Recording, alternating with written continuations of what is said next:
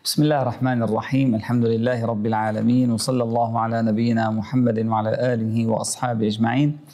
Louvado seja Allah, Senhor do Universo, que a paz e as bênçãos de Allah estejam com o nosso querido profeta Muhammad, com todos os profetas e mensageiros enviados por Deus. Sejam todos bem-vindos nessa quinta aula do nosso curso da religião islâmica aqui da Mesquita Brasil. Eu quero agradecer a presença de todos aqui, nossos irmãos e irmãs que estão presentes, e também cumprimentar nossos irmãos que estão acompanhando ou vão acompanhar essas aulas por meio da TV Islâmica Brasil. Agradeço toda a equipe da TV Islâmica Brasil pelo trabalho, pela transmissão dessas aulas para outras pessoas. E vamos, inshallah, dar continuidade hoje do nosso curso. E nós vamos falar hoje, inshallah, sobre a terceira dimensão da religião islâmica. Já falamos nas aulas passadas sobre as duas dimensões. Falamos já várias vezes como o Islã tem três dimensões. Aquilo que o anjo Gabriel, uma vez, tem um hadith, um dito do profeta muito conhecido, quando o anjo Gabriel ele chegou até o profeta da figura de uma pessoa.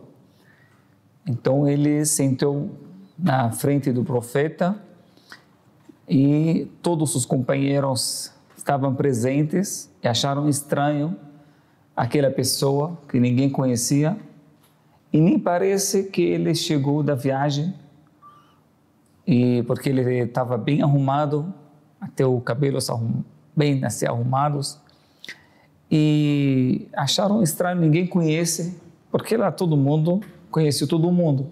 Quando vem alguém de fora, aí todo mundo percebe, né? Porque e normalmente quando chega uma pessoa de fora, chega bem bagunçado, porque no deserto, né? Imagina você anda no deserto, no cavalo, aí fica como a pessoa fica, né? Mas essa pessoa entrou e nem parece que ele está de viagem, porque ele era bem arrumado, bem limpo, e acabou assim sentando na frente do profeta e começou a fazer algumas perguntas.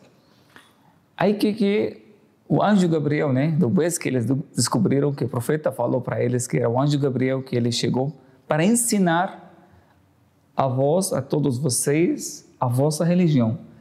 Aí ele começou a perguntar e o profeta responde. Começou a falar ele falou, fala para mim sobre o Islã. Aí o profeta contou os pilares do Islã. Falou, então agora fala para mim sobre o Iman, a fé. Aí o profeta contou para ele os 6 pilares da fé, aquilo que aprendemos, que estudamos nas aulas passadas. Na terceira pergunta, ele falou, fala para mim então sobre al-ihsan. Al-ihsan é uma palavra que nós vamos conhecer hoje. Essa palavra que é a terceira dimensão da religião islâmica. Eu julgo essa terceira dimensão é o mais importante de tudo, porque é o resultado. Aí o que o profeta respondeu para ele, né? Ele falou, al-ihsan, você adorar a Deus como se estivesse vendo Ele. Mas mesmo que você não está vendo Ele, saiba que Ele que está te vendo. Então, essa frase realmente que colocou uma nova visão, né, para o muçulmano e como ele entende a sua religião. Então, depois, o anjo Gabriel ele fez outras perguntas sobre o fim do mundo. Nós não vamos falar hoje, né? Porque isso precisa de uma outra coisa. Falou sobre o fim do mundo, como vai ser aí. Mas quando terminou essas perguntas, ele foi embora. Aí os companheiros continuaram, né, sentados aprendendo com o profeta. E o profeta avisou que vocês sabiam quem que era essa pessoa? Falaram, ninguém a conhecia, ninguém sabia. Ele falou que era o anjo Gabriel, que vem aqui para ensinar para todos vocês a vossa religião. Então, realmente, por meio das perguntas que o anjo Gabriel fez, que nós entendemos essa essas dimensões da religião islâmica, que começa pela fé, que como falamos da árvore, que são 6 pilares dentro do coração. Aí depois vem os ramos, que são, alaikum salam, que são 6 pilares ou 5 pilares da prática. Aí vem no final essa coroa, né, de tudo, que é al-ihsan. Al-ihsan é uma palavra que tem muitos significados, tanto na língua árabe quanto na religião. Então, ihsan, uma palavra que religiosamente a gente tem aquela definição que falei para vocês, mas linguisticamente tem muitos outros significados. Um dos significados do ihsan, ou benfeitoria, quando a pessoa faz, ou seja, benfeitor, fazer o bem, fazer a caridade, ajudar o próximo. Tudo isso entra na palavra ihsan. Um dos significados também, aperfeiçoar, aperfeiçoamento das coisas, quando você faz, quando você... Então, é uma palavra muito ampla e que nós vamos, inshallah, conhecer pouco por pouco para poder entender bem a religião. Claro que os pilares da fé são importantes, aquela fé que a pessoa acredita, as práticas também são importantes, oração, jejum, zakat, peregrinação, mas tudo isso são rituais. O ritual normalmente ele não é um propósito em si.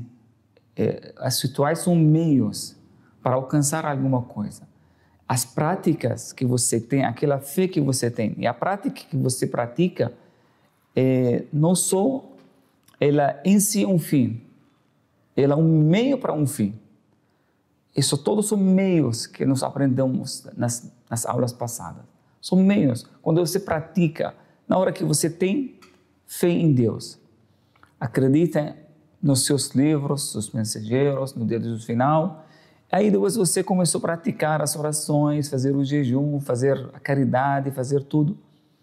Mas aonde a gente quer chegar com tudo isso? Será que o fato que a pessoa pratica essas coisas já é suficiente?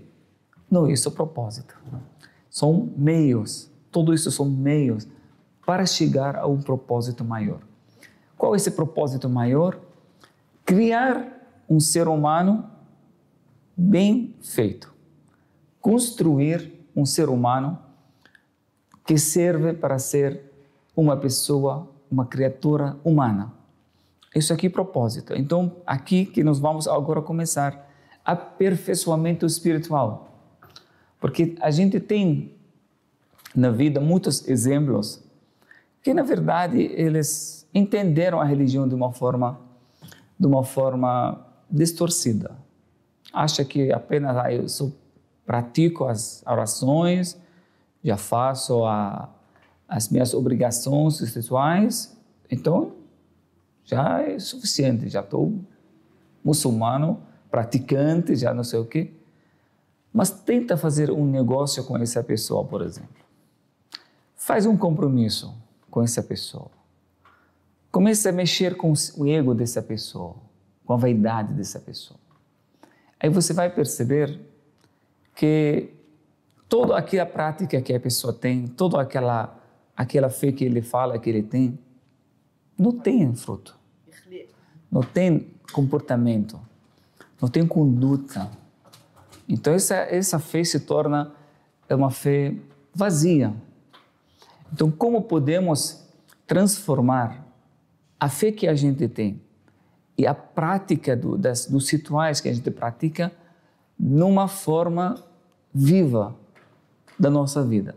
Não uma coisa só apenas teórica, ou apenas dogmas, apenas crenças, não. Isso aqui é uma vez que você tem, mas tudo isso tem que aparecer na sua conduta, no seu comportamento. Como você ser benfeitor, uma pessoa benfeitora, uma pessoa que faz o bem, uma pessoa pura, aperfeiçoada, sincera, pessoa que tem tudo isso de uma forma prática, não só apenas você faz os rituais e na hora que você vai fazer uma coisa, você fazer mal feita. Pessoa que, olha, tem duas coisas aqui que o profeta falou, né, quando ele definiu a palavra o ihsan. Adorar Allah como se você tivesse vendo Ele. Isso já é uma posição muito avançada. Imagina você está adorando Deus, você está praticando como você está vendo Ele, como você faria aquela coisa. Se você está vendo Deus na sua frente. Agora, essa aqui é uma coisa. Você não consegue ver. A gente sabe que Deus, a gente é invisível. A gente não consegue ver. Agora tem outra parte. Você não está vendo, mas saiba, tenha certeza que Deus está te vendo. Então, essa aqui é outra posição. Allah está vendo. Isso aqui a gente chama observação divina. Essa observação que já é suficiente para o fiel, para a pessoa ser uma pessoa correta, uma pessoa honesta, uma pessoa que observa Deus, ele vive com essa situação o tempo todo. Não só no momento que ele está na mesquita, ou no momento que ele está só na oração, ou só no mês do Ramadã, ou só numa data. Não, mas é a vida inteira. Ele observa Deus. Sabe o que é essa observação? Eu dou um nome. No árabe a gente fala muraqaba, observação de você saber que Allah está vendo, você está observando. É um dos atributos de Allah subhanahu wa ta'ala, observador também, claro que ele observa a gente. Então, mas a gente ter essa consciência que ele está observando a gente, esse aqui que é um valor muito grande. Isso aqui para a nossa vida espiritual e como o sistema imunológico físico que a gente tem dentro do nosso corpo. O que é o sistema imunológico físico que Allah subhanahu wa ta'ala criou dentro de nós? Esse sistema é o sistema de defesa. Sabe que dentro de nós tem um sistema que Deus criou, sistema imunológico que defende o nosso corpo. Na hora que qualquer bactéria, qualquer vírus entra no seu corpo, o que acontece? Você, sem saber, sem fazer nada, tem um sistema dentro de si, um exército, na verdade, um exército inteiro. Tem soldados, tem uma coisa muito complexa. Então, exército, ele vai lá, esse exército dividido, né? Aí tem uma parte desse exército, eles vão lá descobrir a cifra daquele bactéria que entrou no seu corpo. O que eles vão fazer? Eles pegam uma cifra, aquela bactéria, eles vão lá no laboratório. Eles fazem análise daquilo. Aí quando eles descobrem qual esse vírus, essa bactéria, eles começam a fabricar o quê? Exatamente, para antivírus, para poder atacar. Eles fazem atacar esse inimigo, essas bactérias que eles estão entrando dentro do seu corpo, eles vão lá atacar e matam essa bactéria. Por que nós tomamos vacinas? O que é vacina? Sabe o que é vacina? O vírus. O vírus, a vacina é um vírus que eles colocam dentro do corpo, principalmente na criança. Para quê? Para que esse exército, claro, que eles colocam o vírus de uma quantidade bem pequena. O que eles vão fazer? Eles vão ser reconhecidos. Esse exército do sangue, né? Eles vão lá reconhecer esse vírus, eles vão fabricar o remédio, todo antivírus, e eles vão guardar isso. Na hora que entra um vírus e foi assim derrubado, ele fica lá no arquivado. Quando qualquer dia no futuro pode aparecer de novo, eles já têm o quê? Já tem um arquivo. Eles vão lá, por isso a vacina é muito, assim, funciona muito bem. Por isso as crianças, eles têm que tomar vacinas, porque tudo isso fica arquivado. Qualquer dia na vida, esse vírus aparece, eles vão lá e atacam, porque já tem essa defesa. Subhanallah, um sistema milagroso, né, que Allah criou dentro de nós, e é isso que defende a gente. Agora, o que é AIDS, a doença? Sabe o que é AIDS? Essa doença, ela é tão grave por quê? Porque ela mata o sistema imunológico do ser humano. Ela ataca esse sistema. Por isso a pessoa fica muito frágil. Não tem defesa. Qualquer vírus pode chegar e atacar e matar a pessoa. Você fica muito frágil, com medo que qualquer bactéria. Mas isso é um mundo físico, né? No nosso corpo, que existe tudo isso, que um exército que ataca, que ele fica ajudando, né, o ser humano para ter essa defesa, para ter uma vida saudável. No mundo espiritual, existe a mesma coisa. Nós temos sistema imunológico espiritual. Qual é esse sistema? A observação de Deus. Quando a pessoa observa Deus, em todos os momentos, ele chega a esse nível, ele cria dentro de si um sistema imunológico espiritual. Por quê? Porque a pessoa que observa Allah subhanahu wa ta'ala, Deus, né, em todos os lugares, todos os momentos, ele não vai poder fazer coisas erradas. Ela forma para ele um sistema de defesa. Querer fazer uma coisa errada, mas Deus está vendo, não tem como fugir, né? Está olhando para mim, como eu vou fazer? Mas a pessoa tem que ter esse sistema. A pessoa que não tem esse sistema, ele faz tudo e acaba todas essas bactérias dos pecados, das coisas ruins, atacam a nossa vida espiritual, que a pessoa fica sem defesa nenhuma. Por isso que o profeta José, né? Vocês lembram a história do profeta José? Que quando assim sofreu aquela tentação, né?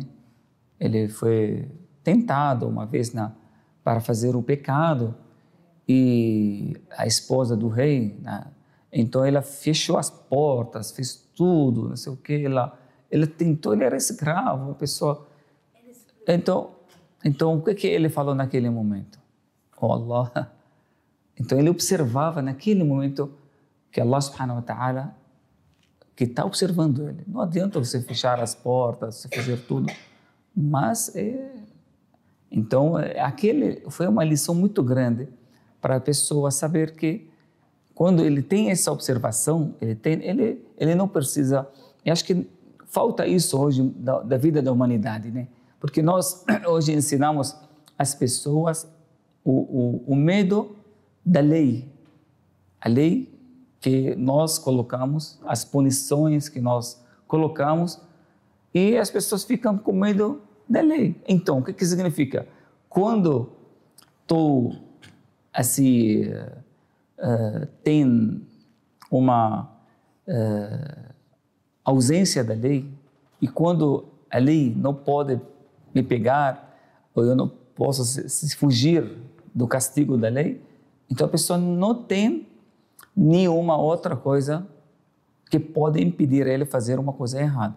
Enquanto a lei desliga as câmeras, por exemplo, a pessoa pode roubar, tem chance de roubar, ele vai roubar, porque não tem câmera, está desligado. A pessoa, ele tem medo de ser pegado pelas câmeras ou pelas não sei o que, ele fica observando as pessoas, tem medo de ficar preso, tem medo de não sei o que. Não porque realmente ele acredita que aquilo está errado, aquilo que ele não pode fazer porque está errado, porque não é certo, não é correto. Porque tem punição, tem a lei que determina isso. Quando nós ensinamos as pessoas dessa forma, então começamos a ter muitos problemas, cada vez mais câmeras nas nossas vidas. Onde você entra já tem medo da lei, mas quando essa lei não funciona, aí as pessoas tentam hoje, por exemplo, desliga as câmeras num supermercado ou num shopping ou não sei o quê, para você ver como a conduta das pessoas. Será que as pessoas têm uma conduta correta ou eles têm medo das câmeras ou do escândalo às vezes? A pessoa pode não ter medo, mas ele tem medo do escândalo, né? Então, isso que era uma coisa que Mas a pessoa que tem essa ligação com Deus, que reza 5 vezes por dia, que acredita no dia do final, no final não precisa nada disso. A pessoa não vai se ter problema com a fiscalização externa, mas nem dentro dele que ele vai pensar, porque ele sabe que a presença de Deus no coração é mais importante de tudo. Ele respeita tanto Deus que ele não precisa nem pensar, né, nas outras pessoas, né? Então, um nível realmente muito alto, que corrige a conduta de uma forma natural, de uma forma respeitosa, de uma forma assim, voluntária, de uma forma tão natural que é isso aqui o propósito, criar esse ser humano. O José, que a paz de Deus esteja com ele primeiro que era escravo, foi escravizado na verdade, estrangeiro, e foi ela que convidou, ela poderosa, tem dinheiro, bonita, todas as condições, porque estrangeiro normalmente ele não tem medo do escândalo, né? Você sabe, a pessoa às vezes quando quer fazer uma coisa errada e vai longe, né? Viaja, faz para ele ter medo do escândalo, mas ele é estrangeiro, ninguém conhece ele. É escravo, então escravo ele não tem liberdade, ele não tem culpa nenhuma. E outra coisa que não foi ele foi ela. Então todas as consequências eram preparadas, mas mesmo assim ele usou aquele sistema imunológico muito forte. Ele diz, não, Allah está me observando, Allah está comigo, não importa se está a ausência das pessoas ou não.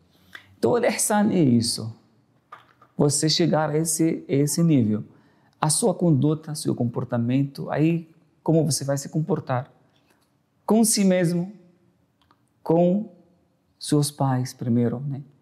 Primeiras pessoas que a gente tem com nossos pais.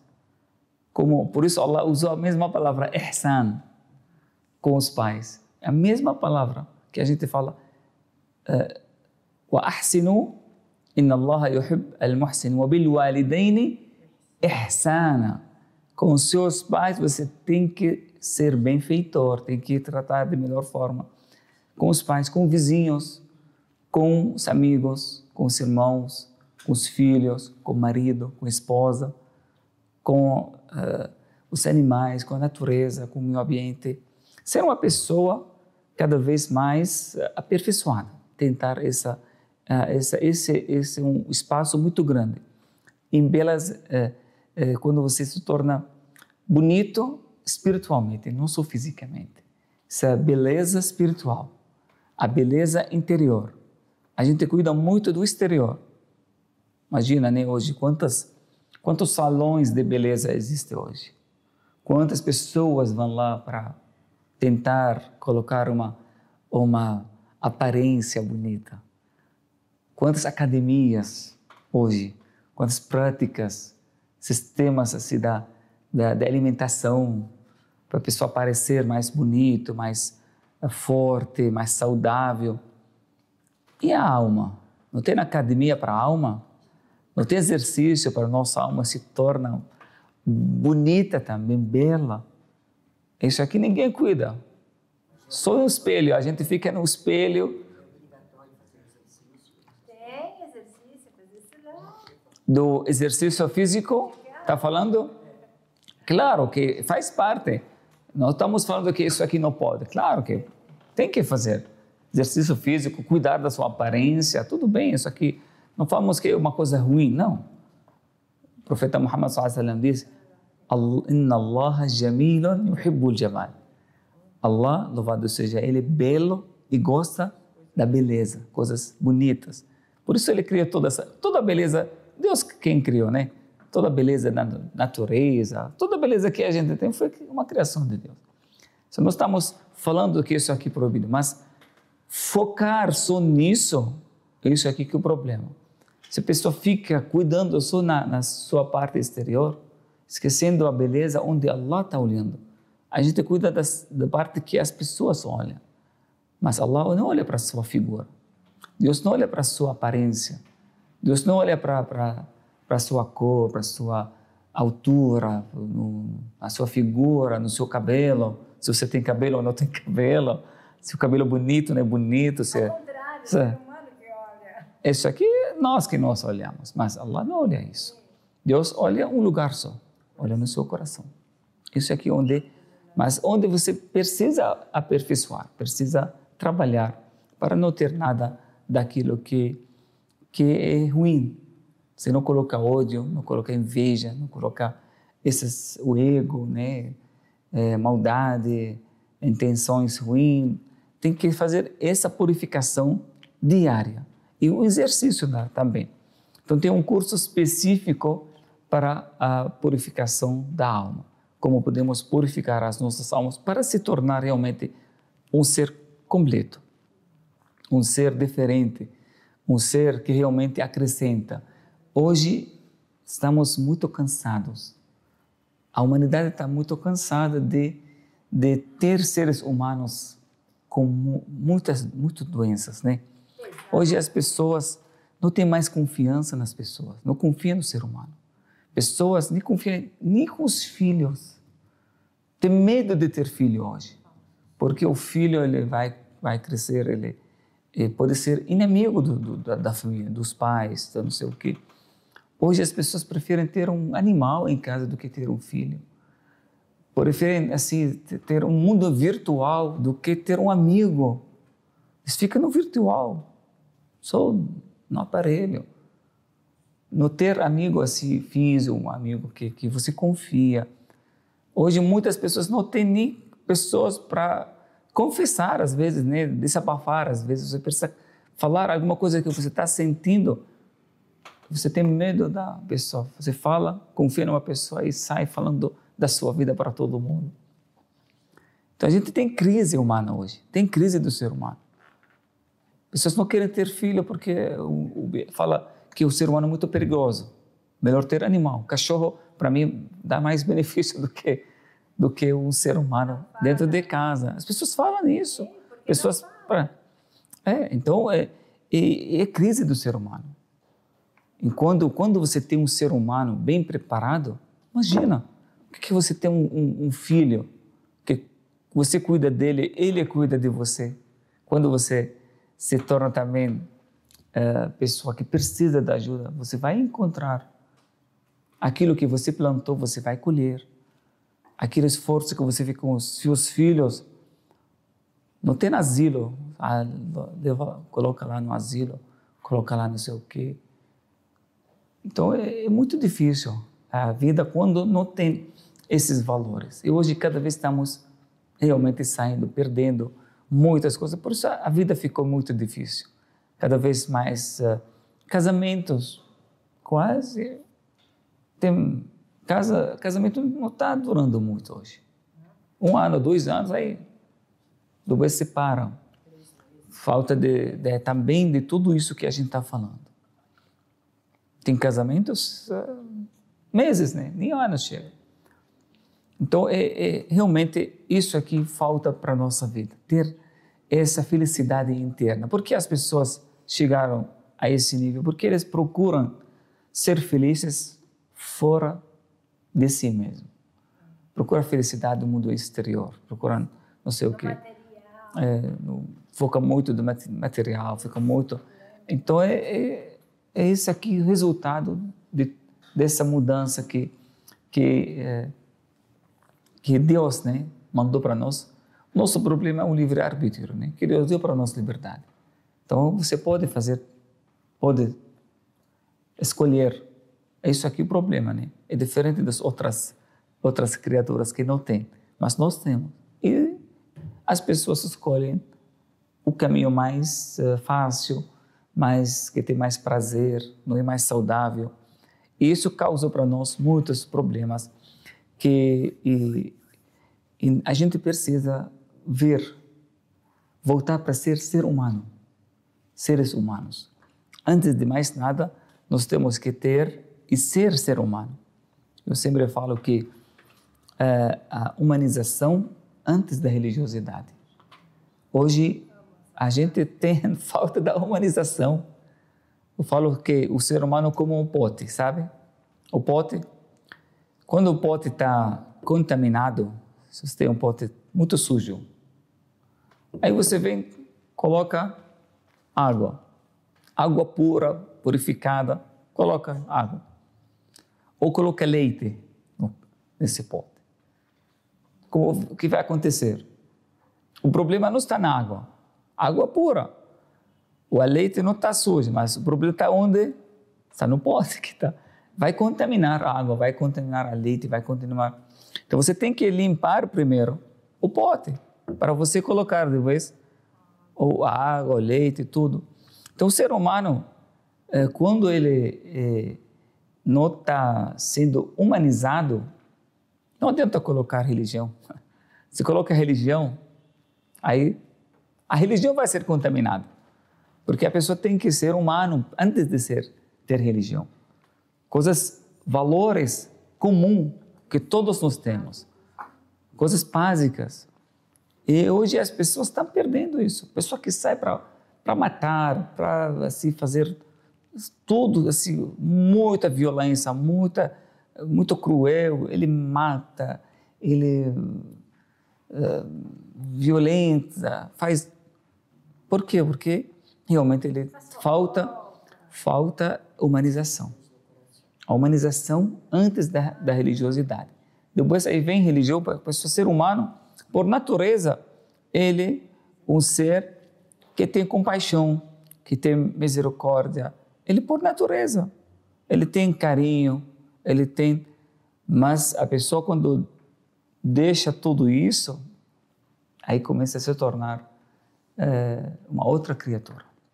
Então a gente tem que, inshallah, trabalhar para isso acontecer. Como podemos chegar a esses níveis? Isso aqui é todo exercício. Eu falo para você hoje, para você ter um corpo bom, não é uma coisa assim de um dia para o outro. Tem que treinar, você tem que fazer esporte, tem que fazer não sei o quê, mas também no mundo espiritual a mesma coisa. Essas são qualidades que a gente tem que ter. Os sábios resumem essa jornada espiritual, essa purificação com duas palavras, التخلية والتحلية em árabe, né? O que é a tahliya? A tahliya, primeira coisa que você tem que fazer, se livrar de todas as coisas negativas, características negativas. Você tem que tirar embora. Quando você tira, aí você tem que agora, a tahliya, você adquirir todas as qualidades positivas. Então, a pessoa, antes de passar perfume, ele tem que tomar o quê? Tem que tomar banho. A pessoa chega assim, trabalha, quer passar perfume, não. Vai lá tomar banho primeiro, tira tudo aquilo que você tem no seu corpo, não sei o quê. Aí depois você coloca uma vestimenta nova, passa perfume, tudo bem. Mas você coloca roupa nova, passa perfume, e quando você não tem sentido, né? Então a mesma coisa na nossa alma. Você tem que tirar aquelas doenças, aí tudo aquilo que pode fazer mal para a sua alma, depois você adquirir tudo aquilo que é bom, as qualidades, né, da pessoa. Aí que você vai ver outro ser humano. O ser humano tem essa capacidade, né? Você tem um ser humano não tem limite da bondade do ser humano, não tem. Mas quando ele é bem feito, quando bem construído, não tem limite da bondade dele. Você vê o ser humano, o anjo, e outro lado não tem limite também da maldade do ser humano, quando ele também não é purificado. Se estranha como um ser humano chega a fazer uma coisa dessa. Mas é assim, o ser humano tem essa capacidade. Ou se torna melhor do que um anjo, ou se torna pior do que um animal. Tem essa capacidade. É a escolha do próprio ser. Pessoa que escolhe. Esse é o caminho do ihsan, é um caminho muito bom, que você primeiro começar a se purificar sua alma e começar a ter uma boa conduta com as criaturas, com todas as pessoas. Acrescenta para a vida. Você ser uma pessoa positiva, ser uma pessoa animada, ser uma pessoa que ter uma visão muito positiva da existência, da vida, de tudo.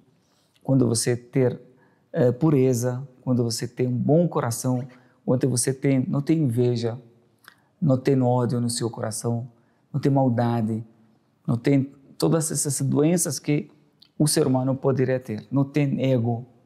O ego é o ponto mais importante, porque o ego pode destruir o ser humano.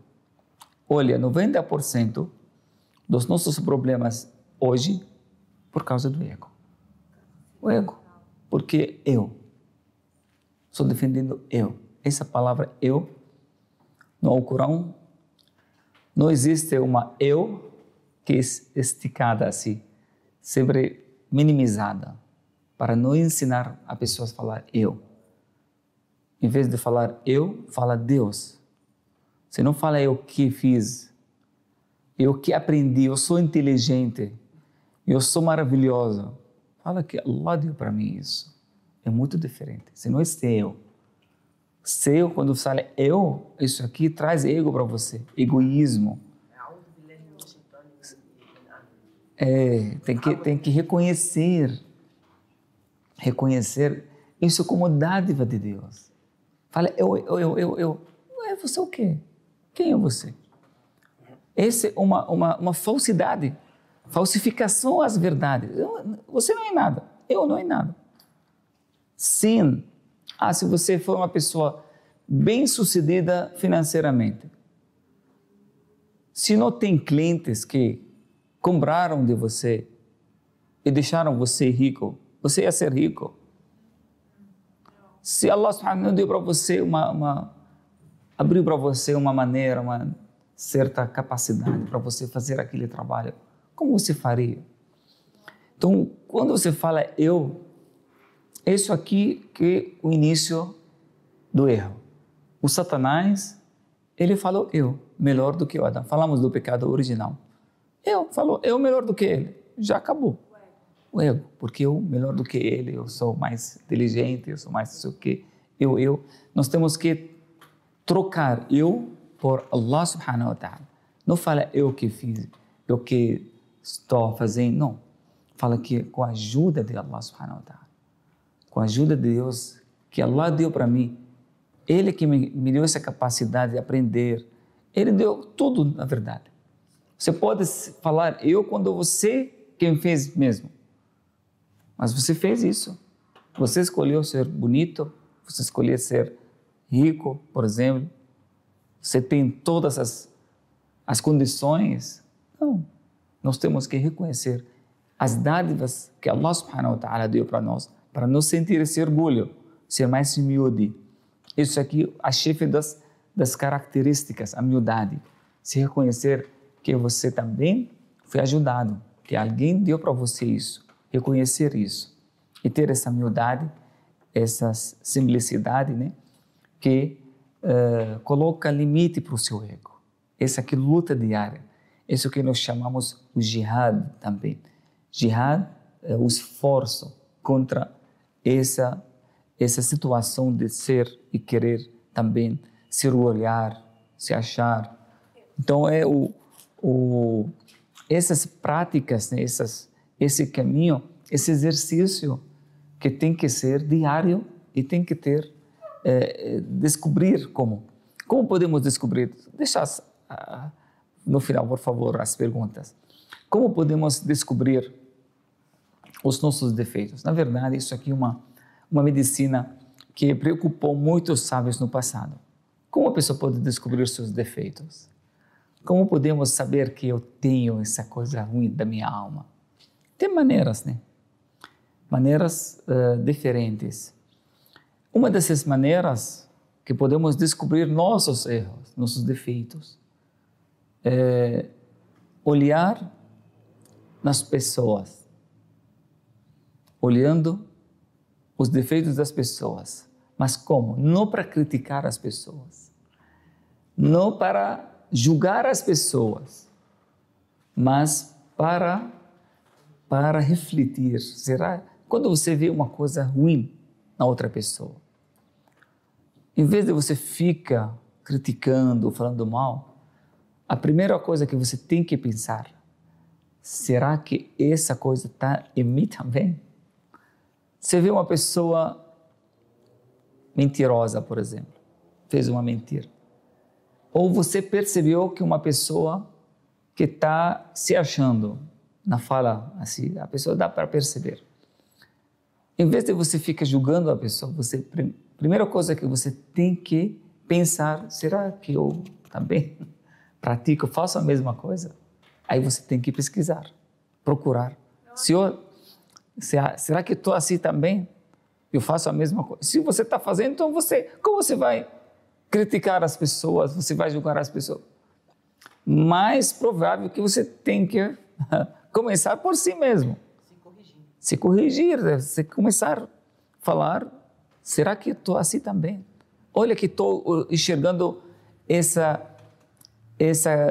defeito como forma negativa. Também as pessoas vão enxergar a mesma coisa em mim. Então, usa essa observação, os defeitos que você vê nas outras pessoas, ou que você julga como defeitos, primeira coisa você observa em si mesmo também. Uma maneira que você pode descobrir. Se achou uma coisa ruim no outro, então olha para si. Será que isso está em mim também? Que as pessoas vão ver a mesma coisa em mim? Essa coisa, segundo caminho, né? Que podemos descobrir que nós temos um problema, uma doença, as palavras negativas das pessoas para nós. Quando alguém fala para você uma palavra negativa, usa também de uma forma construtiva. Alguém fala para você, você é assim, assim. Você não precisa responder ou xingar a pessoa. Observa, será que ele está falando a verdade? Será que eu sou assim? Usa para melhorar. Essas críticas, sabe, eu li uma vez, até hoje as grandes empresas, eles fazem o quê? Tem um escritório na empresa, um escritório que tem funcionários pagos, contratados para criticar. Só para criticar a empresa. Porque a empresa vai fazer o quê? Vai aproveitar essas críticas para aperfeiçoar. E olha que maneira. Você faz a mesma coisa. Quando alguém critica você, usa essa crítica de uma forma, em vez de falar, não, você está me criticando, fica julgando, fica xingando, falando, não, usa-se realmente para você melhorar. Agradeça a pessoa que conseguiu descobrir. As pessoas inamigas, as pessoas invejosas conseguem descobrir seus defeitos. Maravilhoso isso. Uma coisa maravilhosa. Se uma pessoa falou para você que você tal, você não sei o quê. Se ele está falando a verdade, você tem que agradecer. Que ele conseguiu descobrir uma coisa que eu preciso saber para poder melhorar. Talvez eu não sabia, não sei. Então, usa essas críticas, essas palavras das pessoas invejosas, talvez, para você melhorar, para tirar, para aperfeiçoar. E cada vez você fica mais melhor e cria mais raiva no coração das pessoas invejosas, né? Isso cada vez está melhorando, né? Eles não vão achar um caminho para atacar mais, né? Cada vez atacam e às vezes as pessoas atacam você pela sua qualidade, não porque você tem defeito. Mas usa sempre isso ao seu favor. Não usa de uma forma negativa. Uma vez que Umar, radiallahu anhu, olha que nível, Umar ibn al-Khattab, uma figura extraordinária da nossa história islâmica, porque ele viveu na época da ignorância, que chamamos ignorância pré-islâmica, e viveu também no Islã. Então, na época pré-islâmica, Umar era uma pessoa muito grossa, e pessoas tremem quando ele o nome, porque ele é uma pessoa muito forte, uma pessoa que ninguém conseguia falar uma palavra com ele, ele poderia bater na hora, matar na hora, uma pessoa muito assim forte, muito... E como ele se tornou depois do Islã, de se tornar muçulmano. Ele bateu na irmã dele, ele queria bater na irmã dele porque ela se converteu ao Islã. A história dele é muito linda, né? Como ele se converteu tudo. Mas olha como um dia, quando ele se tornou, depois do falecimento do profeta, ele se tornou o segundo califa. O califa que dominava o mundo islâmico na época. Todos os países islâmicos era o chefe, o califa, o governante de todos. Uma vez entrou na mesquita e não tinha luz como hoje para fazer a oração e, sem querer, pisou em cima da mão de um beduíno que estava sentado lá na mesquita. Sem querer, né? Sem luz, aí acabou pisando. Aí o beduíno lá também não conhecia quem era aquela pessoa que pisou. Aí chamou de burro. Você é burro, você não está olhando. Imagina se fosse na época pré-islâmica Omar ser chamado de burro. Mas como depois do Islã, né? O que o Islã fez com ele? Aí a segurança estava com pessoas, né? Ao redor dele estava entrando sozinho. As pessoas queriam bater no cara, né? Da pessoa que desrespeitou o califa, né? O presidente, está chamando o presidente, o califa dessas palavras, né? Aí o Omar falou, não faço nada com ele. Mas aí falou, viu o que ele falou com você? Falou, você é burro, não sei o quê. Falou, o que o Omar falou para ele, né? Quando ele falou, você é um burro. O que ele respondeu? Falou, não, querido, eu sou Omar. Eu não sou burro, eu sou Omar mesmo. Aí que ele falou, não, ele perguntou, eu respondi, acabou o assunto. Ele falou, se você é burro, eu falei, não, eu sou Omar. Assunto muito fácil, não precisa tanto raiva. Olha como ele não tem zero ego, não tem mais ego.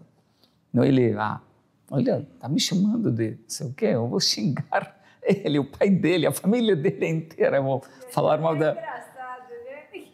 Então, realmente foi uma coisa que demonstra como o Islã conseguiu mudar esse ego que realmente que só destrói.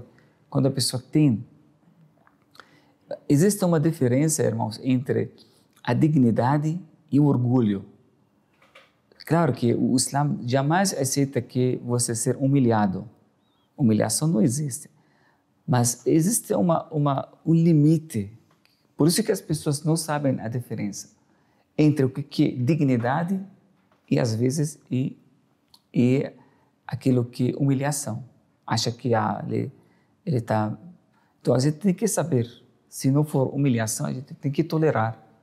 Mas humilhação não pode ser humilhado. Você tem que também ter a sua dignidade. Então, e quando você tem o poder de perdoar, você tem que perdoar. Essa força, perdão é força, não é fraqueza. Você tem o poder de vingar, mas mesmo assim você o quê? Você perdoa. Isso aqui é uma grandeza, uma força. Então, isso aqui que a gente tem que saber onde colocar o limite. Existe, por exemplo, uma diferença entre ser pessoa generosa, uma pessoa também que dispersa as coisas, né? A pessoa acha que está gastando muito, uma pessoa generosa. Não. Então, sempre o wasat, né? Que ser moderador. A moderação não quer dizer que você está... O meio não quer dizer que existe melhor. O meio, moderação é o melhor das coisas. Quando você é moderado, isso aqui é o melhor. Não que você pode ser melhor. Não, é o melhor que ser moderado. Você não é muito... Não tem exagero e não tem também assim, extremismo. Você tem que ter no meio. A generosidade é um meio entre desperdício e avareza. Você não pode ser avarento, não pode ser também uma pessoa que disperse as dádivas, né? Tem que ser generoso.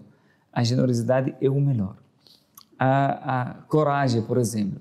A coragem é um meio entre a covardia, a pessoa covarde, e a pessoa também que ele inconsciente, ele não tem consciência, a pessoa que, por exemplo, eu vou me julgar no quarto andar para mostrar que sou corajoso. Isso nem é uma coragem, né?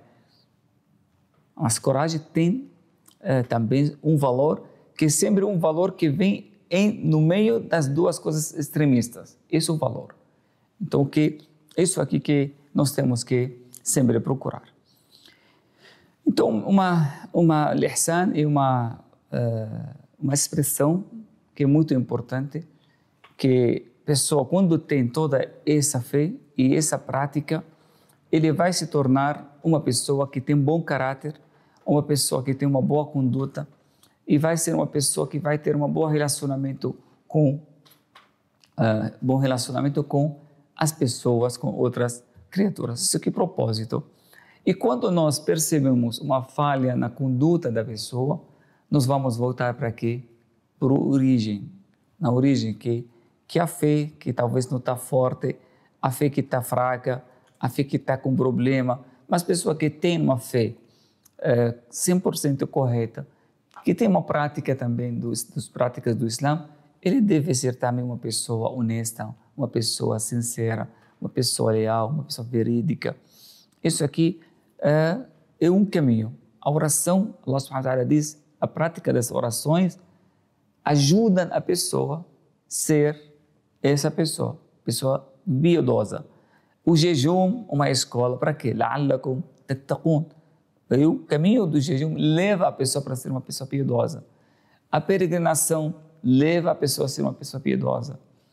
Todas as pilares da prática, o zakah leva a pessoa, são caminhos para ser uma pessoa piedosa e, inshallah, aperfeiçoada. O terceiro caminho que podemos descobrir, né? Isso aqui todo, o Imam al-Ghazali, um dos grandes filósofos muçulmanos, que ele, na verdade, ele quem colocou regras e colocou orientações básicas para essa medicina da aperfeiçoar as nossas almas. Ele pegou todas as doenças da alma e colocou as causas, os sintomas e a cura. Pegou, por exemplo, a inveja. A inveja é uma doença. Qual as causas da inveja? Como qualquer doença. Você não pode tratar uma doença sem saber as causas dela. Você tem que saber as causas.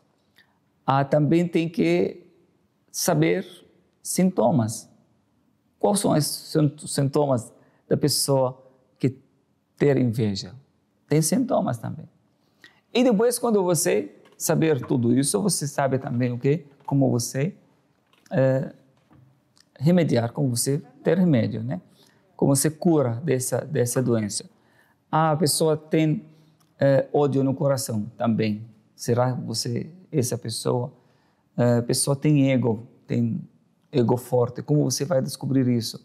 Tem sintomas. Se você tem esses sintomas, como você não é sincero, como você vai descobrir que eu realmente sou uma pessoa sincera ou não? Então também tem um método. Eu faço para receber agradecimentos. Eu não recebi nenhum elogio, né? As pessoas não curtiram aquilo que eu fiz. Aí fico triste, né? Porque as pessoas não curtiram aquilo que eu postei no Facebook, né? Porque as pessoas não conheceram as pessoas ficam felizes quando pessoas falam bem, quando falam mal, ficou. Então você tem termômetro para você saber qual o nível da sua sinceridade. Tudo isso é um estudo, uma medicina que precisa saber para poder, inshallah, ser cada vez melhor. Você não vai ser perfeito assim, de um dia para o outro, mas você pelo menos começa a ter essa. Hoje a gente tem pessoas do alto nível do conhecimento, mas eles não têm essa purificação. Você vê um médico profissional, mas ele engana os pacientes. Um profissional que tem, mas ele não dá o remédio que realmente ajuda. Talvez ele queira que a pessoa vai e volta várias vezes. Então esse é o problema. Conhecimento não resolve. Você vê um político formado na faculdade, uma pessoa muito culta, pessoa não sei o quê, estudou, fez não sei... Aí roubando o dinheiro do povo, fazendo coisas ruins. Mas cadê o seu conhecimento? Cadê aquilo que você aprendeu? Será que a ética falta da ética? Isso tudo é ética que estamos falando. Isso é ética, a ciência da ética. E a ética não é uma coisa que a nossa ética no Islã não vem de um acordo que a sociedade vai fazer. Não, vem da própria religiosidade, da fé em Deus, uma dimensão da religião. Então faz parte da religião, não é uma coisa assim marginalizada, uma coisa, um luxo, não. Faz parte da crença islâmica, do fruto da sua crença. Se não tem esse fruto, então tem problema da sua fé. Tem defeito lá nos raízes. Quando você vê uma pessoa que tem muito conhecimento, mas ele não tem sinceridade. Ele só quer aparecer, quer ser não sei o quê. Olhando nas pessoas, né, eles realmente eram pessoas. Um deles, Imam Al-Ghazali. Al-Ghazali, na época dele, hoje quantas pessoas lutam para ser famosas? Quantas pessoas hoje fazem para, eu quero ser famoso, quero ser não sei o quê? Ele acha que, eu quero ser conhecido, quero ser famoso, não sei o quê. Imam Al-Ghazali, ele era a pessoa, podem ler sobre essa figura, mais conhecida na sua época. Ele fez um livro que Tahafut al-Falasif, ele era um filósofo, teólogo, ele é um sábio de todas as áreas do conhecimento. Pessoa, assim, um sábio que é muito assim, conhecido, muito avançado em todas as áreas do conhecimento. O que ele decidiu? Depois de tudo isso, chegou ao auge e falou, o que é isso? Eu não quero nada disso. Ele ficou famoso sem querer ser famoso, não queria ser, mas ele ficou porque tanto conhecimento, tantos livros que ele fez. O que ele fez no final? Ele que colocou esse método de cuidar da alma, das doenças do ser humano. Ele fez o que? Ele viajou, ele era dos países lá na Rússia, né, e deixou todo, fugiu da fama. Ele quer ir para um lugar que ninguém conhecia ele. Ele não quer ser famoso. Ele quer esconder, ele quer viver a sua espiritualidade. Ele não quer ser nem famoso, nem nada, porque isso aqui não acrescenta nada na vida do ser humano. Aí o que ele fez? Migrou, deixou o seu país, sua família, tudo que ele tem, sem ninguém saber, porque se as pessoas soubessem, ele nem iam deixar ele sair. Mas ele fugiu dele, da fama, de tudo isso. Eu fui lá, para onde? Do outro lugar do mundo. Foi lá na Síria. Entrou em Damasco. Tem uma mesquita lá, muito antiga. Até hoje existe a mesquita da Umayya, né? Ele entrou lá, outro mundo, outras pessoas, entrou na mesquita e viu muitos grupos, né? Cada um com seu professor, com seu sheikh, aprendendo, né? E ninguém conhecia ele lá. Ele entrou, viu uma aula, grupo, né? Como a gente agora, ele entrou, aí ele sentiu como aluno, né? Como todas as pessoas.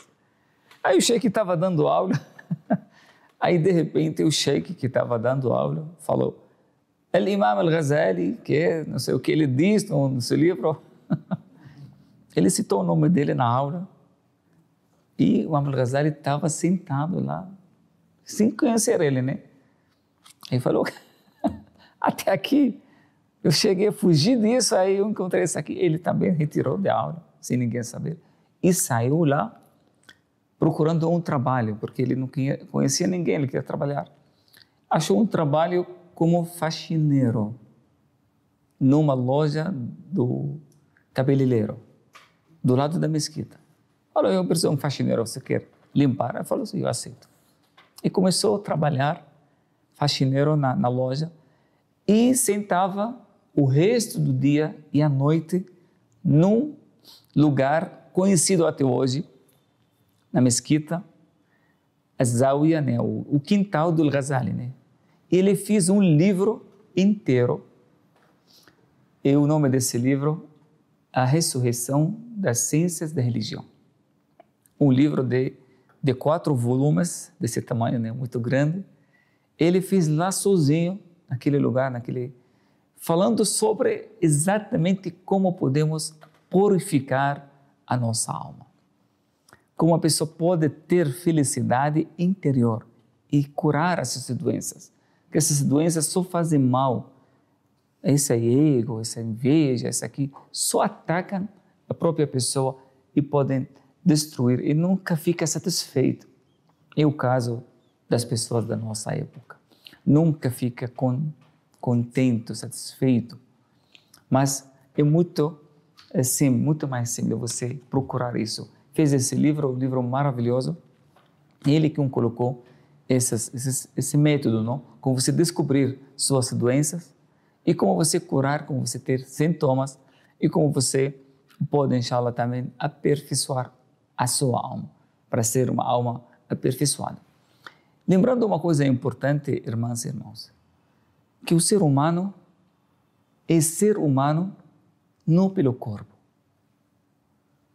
E você não é aquilo que você tem da vestimenta, o corpo uma vestimenta.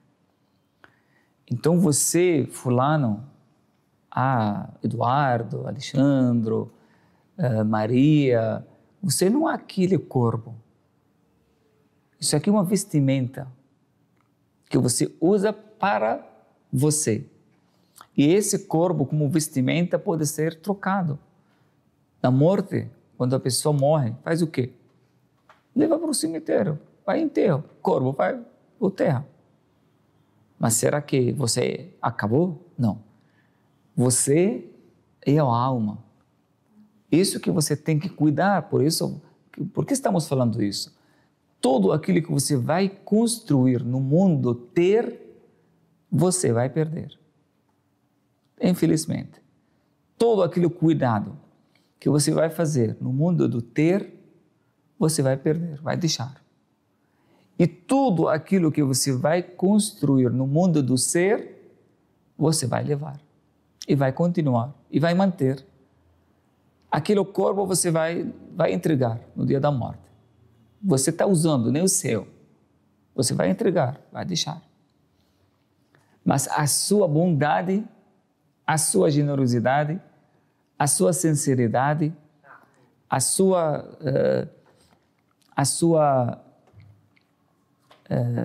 piedade, aí você leva junto. Você continua com isso. Por isso, quando você consegue usar o seu corpo, o que o seu corpo pode? Poderia fazer muitas boas ações, que deixa a sua alma cada vez mais grande, mais avançada. Usa o seu corpo para ser, não para ter. Pessoas hoje esquecem que o ser, sou ter, sou físico, sou material. E você não é material, o material vai embora, adoece, envelhece e morre.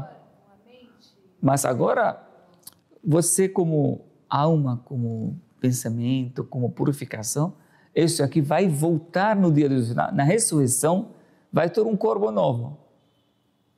Mas a alma é a mesma. Por isso você tem que cuidar da sua alma, purificar ela, deixar ela, alimentar ela todo dia, deixar ela bem aperfeiçoada, bem completa, bem... E isso aqui é uma luta diária, deixa ela sempre assim, cada vez mais boa, mais abençoada. Isso aqui é o caminho, inshallah, que você se torna um ser humano maravilhoso. Mesmo que o seu corpo vai embora, vai ter outro corpo, vai ter novo, vai crescer de novo, vai ter na ressurreição, o corpo vai ser novo, vai ser renovado. Mas você não é o corpo, você é a alma que você está purificando agora. Então tem que trabalhar inshallah, nesse sentido. E só falta uma maneira de ele setor também para que o ser humano pode descobrir que hoje não existe. Antigamente tinha uma figura do educador. E tinha, da mesma forma que tem professor, mas tinha também educador. Além do professor, o professor passa informação, ensina, mas educador não, ele educa. Ele observa a conduta da criança. Se essa criança está sendo egoísta, pessoa injusta, se tem sintomas, aí ele vai lá e corrige, educa. Exemplo, ser exemplo, ele dá sabedoria. Então, antigamente, os pais, eles procuraram ajuda, né, na educador. Pessoal, eram os sheiks, né, principalmente, né, pessoas que têm conhecimento, eles que educam as pessoas, as gerações, as crianças. E tem uma história bonita do Harun Rashid. Harun Rashid era um dos grandes califas, né, na época do Império Islâmico. Então ele também dominava, né, o mundo naquela época. Ele dominava o mundo. Na Idade Média era ele é o chefe do mundo, né, praticamente. Então ele teve 2 filhos, né, que tinha um educador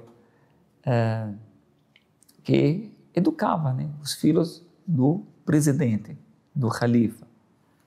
Eram adolescentes, né, 12 anos. E numa dessas aulas, era a última aula, né, do educador com os filhos, pegou o filho mais velho do califa e deu um tapa na cara dele, sem fazer nada. Assim, bateu nele. Imagina uma coisa que é muito estranha, muito grave, né? Imagina o filho do rei, né? E ficou muito chateado, chorando. E foi ele correndo para o pai dele. Pai, se é assim o professor, o educador, me bateu, não sei o quê, tá? Eu não fiz nada, eu quero saber o que eu fiz para fazer isso comigo. Mas ele tinha também tão respeito com os educadores que eles não perguntavam. O que ele faz é ele que tem que... Ele é o trabalho dele. Eu não vou fazer como hoje.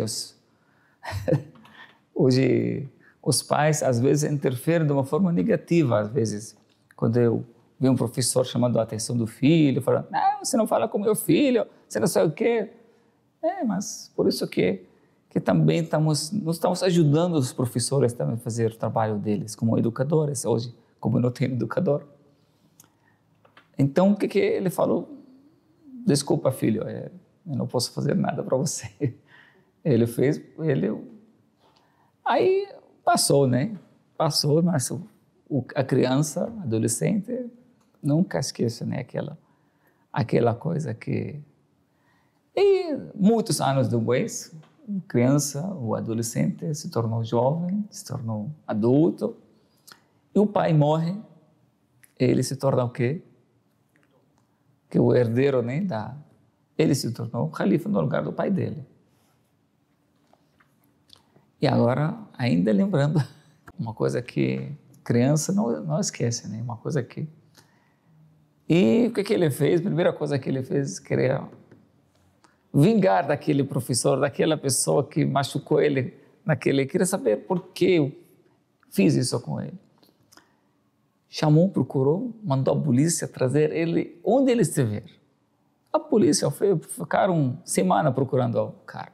Acharam ele. Era um velho, né? Já estava bem velhinho, mas mesmo assim, ele levou ele para perguntar, para saber.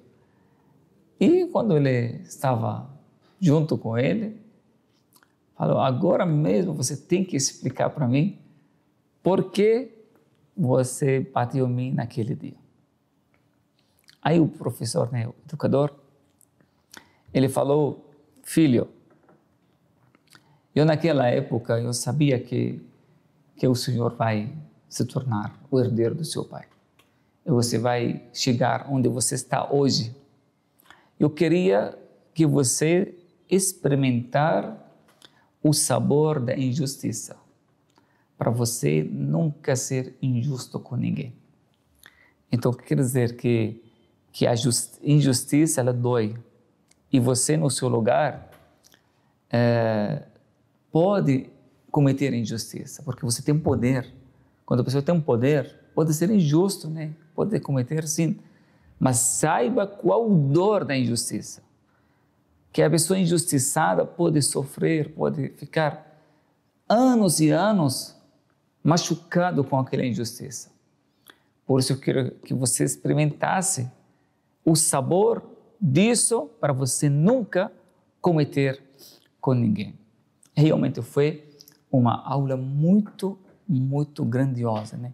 Uma lição muito forte que, de uma forma indireta, né, passou, porque não poderia explicar para ele de uma outra forma.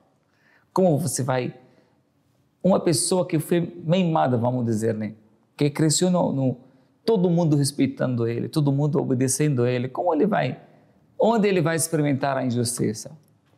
Que nasceu num palácio, vai crescer num palácio, mas é que ele teve essa coragem de fazer isso com ele para poder realmente marcar, e realmente marcou na vida dele. Ficou uma coisa para muitos anos. E foi a grande lição que o Ma'mun, né, que é o filho que ele aprendeu na vida dele. Para não cometer, cada vez que ele quer julgar, cada vez que ele fazer uma coisa, ele lembra. Procura ser justo, porque a injustiça é um valor. O valor da justiça é um valor muito grande na nossa vida. Que principalmente quem está no poder. No poder você pode. O funcionário público hoje, se ele experimentasse o valor, a dor da injustiça, talvez ele não faria isso com as pessoas. Que dá preferência. O dinheiro fala mais alto. Os políticos, o dinheiro fala mais alto. Então, se a pessoa experimenta o sabor da injustiça, né, ele jamais poderia injustiçar as pessoas. Então, a gente tem que ter essa capacidade da empatia também. Então, tudo isso que aprendemos quando purificamos as nossas almas. Quando começa esse processo, aí você se torna uma pessoa que tem essa balança. Você se colocar no lugar do outro, desejar aquilo que você deseja para si, deseja para o outro. Todo aqueles valores que a gente... Isso precisa ter muito esforço. Isso foi, na verdade, o Ihsan. Ihsan é uma palavra muito ampla, mas o que realmente podemos dizer que é a coroa da religião islâmica. Ser essa pessoa no final. Não sou pessoa que fala... Quantas pessoas falam, eu sou muçulmano. Você acredita? Eu acredito, eu testemunho. Você praticando, eu faço. Mas e a conduta? E o caráter? A ética? Onde estão? Cadê o seu comportamento? Então, o Islã não é só a pessoa a falar ou testemunhar, se não tem fruto, se não tem resultado. Inna as-salata tanha 'anil fahsha wal munkar. A oração, na verdade, ela proíbe o pecado. Ela leva a pessoa a ter uma vida longe dos erros, dos grandes pecados. Essa é a oração que faz. Se a oração não faz isso, então tem problema da oração. Então, a prática, nós temos que saber como praticar. A prática tem que ter resultado. Se ser fiel, não só dentro da mesquita, não só dentro do templo, mas o seu cotidiano, a sua vida, onde você estiver. Hoje, o que é Deus para Deus, o que é para fora, não tem Deus. Tem nós aqui. A oração lá na igreja, lá na mesquita, lá não sei o quê. Agora aqui é nós. Aqui que é outra vida, outra história. Aqui o lobo come outro lobo, né? Aqui não é a vida se tornou um mato. Um mato. Um querendo comer o outro, um querendo derrubar o outro, um querendo... Essa não é a vida do ser humano. Essa não é a vida do ser humano. A vida do ser humano, um ajuda o outro, um colabora com o outro, um ama o outro. Isso é a vida do ser humano. Um dá preferência das outras pessoas quando eles mais precisam, quando eles mais necessitam. Mas é um material, vida material que nós hoje transformamos o ser humano em máquina, em um objeto. E cada vez estamos hoje, a inteligência artificial está substituindo o ser humano. Já nós vamos esquecer de um ser que é o ser humano. Vai ter um ser artificial, vai ser um ser que é máquina. Isso que a gente quer, uma máquina. Então é muito grave isso. Não podemos, tem que usar esses meios para ser mais ser humano, não deixar de ser humano. Essas ferramentas têm que ser usadas de uma forma boa e moral e ética para ser usadas de uma forma correta. Então não podemos, assim, eu acredito que viver longe da religiosidade, ter ensinamento verdadeiro, um ensinamento que realmente forma o ser humano. Não uma coisa só da taxa, né, para colocar assim palavras ou vender assim, só colocar faixas, né, para mostrar. Não, tem que vivenciar isso. Você tem que experimentar isso, viver na vida cotidiana, na vida, na nossa rotina. Esse é o grande desafio que nós temos, inshallah, hoje como reformadores. Inshallah, que todos nós sejamos, começamos pelo nós mesmos. Como eu falei, o muçulmano, ele não olha para fora, olha primeiro para si. Esse é o principal foco. Não olha para as outras pessoas. Hoje todo mundo quer corrigir todo mundo, menos o quê? Ele próprio. Menos ele próprio. Manda mensagem no Facebook, no WhatsApp, né? Todo mundo tá traidores, todo mundo não sei o quê, todo mundo. Só indireta. Ele julga todo mundo, mas ele nunca para pensar. E ele próprio está O que eu posso fazer para si, para mim? Será essa mensagem não é para mim primeiro, que estou mandando para as outras pessoas? Será que eu consegui fazer? Ou só olhando o defeito nas outras pessoas, não olhando aquele defeito que está em mim? Pessoa que queira corrigir o mundo esquecendo de si. Eu vou finalizar com essa história. Uma pessoa com 85 anos, sentado escrevendo as suas lembranças da juventude, fazendo um livro, né? Diário. Como chama? Diário. Diário. Aí falou assim, quando eu tinha 20 anos, eu tinha um plano muito grande, eu queria mudar o mundo inteiro, tanta força, tanta energia. Aí falou, mas com 30 anos, eu percebi que era muito difícil mudar o mundo. Aí fez uma mudança do meu planejamento e decidi mudar o meu continente. Aí com 40 anos de idade, também eu percebi que era muito difícil mudar o continente. Aí decidi mudar o meu plano, eu vou agora só mudar o meu país, que é mais fácil, né? O mundo é um continente muito grande. Aí com 50 anos da idade, também eu percebi que é muito difícil mudar o país. Aí falei, eu vou mudar e eu vou agora mudar só a minha cidade, que é mais pequena, né?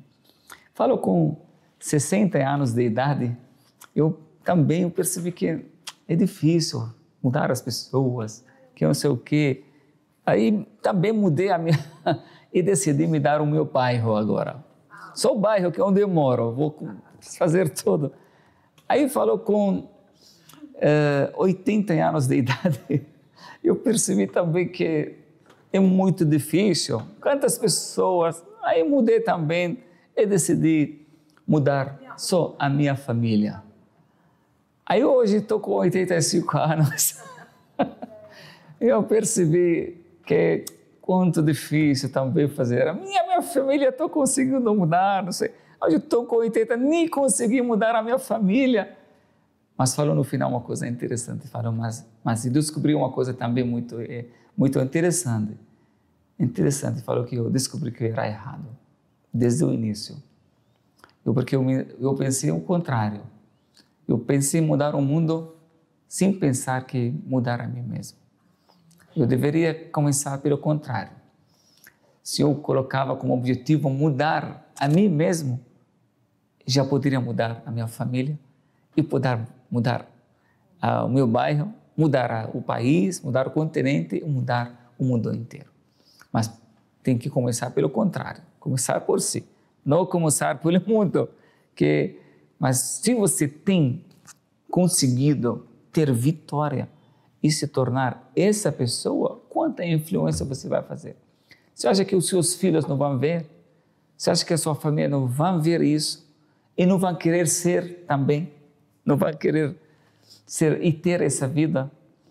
E o profeta Muhammad sallallahu alaihi wasallam, ele começou sozinho, mas começou por si, ficava lá na caverna. Quando ele se tornou profeta, conseguiu começar, aí mudou a família, mudou o bairro, mudou o país e mudou o mundo, a história do mundo. O profeta Jesus, a mesma coisa. Era 30 anos, 33 anos. Ele mudou a vida da humanidade. Pessoas que viveram poucos anos, mas eles conseguiram mudar a vida definitivamente. Mas tem que começar por si. Não olhando para fora, mas olha para si. E essa é a maneira que você se torna um fiel, uma pessoa que é capaz. E essa, na verdade, é a história das pessoas que fizeram um sucesso. Não um sucesso financeiro. Eu vou falar para vocês. Vocês lembram a pessoa mais rica no mundo? Qual o nome da pessoa mais rica no mundo? Século passado? Alguém conhece o nome dele? É? Quem era a pessoa mais rica no mundo? Quem conhece? Alguém? Fala o nome dele. Ninguém conhece? Século passado agora, 1900. Seja quem for, mas a pessoa agora conhece Jesus Cristo, por exemplo. Quem não conhece Jesus Cristo? Ele é um milionário? O que era? Um mais rico do mundo? O que era? Uma pessoa... todo mundo conhece. Todo mundo conhece a vida dele, a mãe dele, todos os detalhes da vida dele. Todo mundo conhece. Então a questão não é financeira, não é questão de pessoas que deixaram um legado espiritual para a humanidade, que eles conseguiram viver muitos anos, eram exemplos também. Isso é o principal, ser exemplo. Não só você fala, você tem que ser exemplo. Esse é o segredo de você poder mudar as pessoas. Nós vamos, inshallah, nas próximas aulas, entrar mais agora detalhes, como podemos praticar de uma forma correta, porque a oração, o jejum e todas essas adorações têm que ser feitas de uma forma correta também. Então vamos já lá aprender mais sobre esses detalhes e vamos tentar também aprender sobre essa medicina. Podemos já lá falar como podemos lidar com essas doenças, como podemos ter essa luta diária, esse aperfeiçoamento, essa academia que vai deixar a nossa alma, nosso espírito vivo, saudável e forte, e podemos, inshallah, influenciar a vida das outras pessoas que estão reclamando que o mundo está ruim. Vamos começar por si mesmo. Vamos começar pela nossa alma e vamos, inshallah, se tornar exemplos. E é assim que o mundo vai mudar. Inshallah. Barakallahu fikum. Walhamdulillahi Rabbil Alamin.